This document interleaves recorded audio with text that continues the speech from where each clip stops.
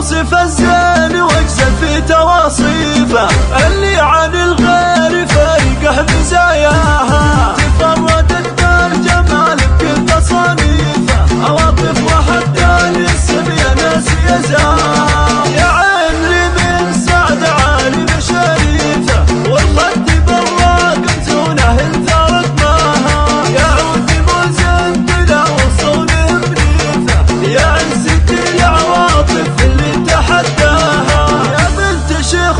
جزيلة المواقيفه، حمود والطايله يتعب لمرقاها، راعي الكرم والشجاعه مكرم ضيوفه، يا القصايد لمن حسن معناها، والجد مهدي معروفه مواقيفه، والف حميد المدح للكرم ويزهاها، ابوصف الزين واجزل في تواصيفه، اللي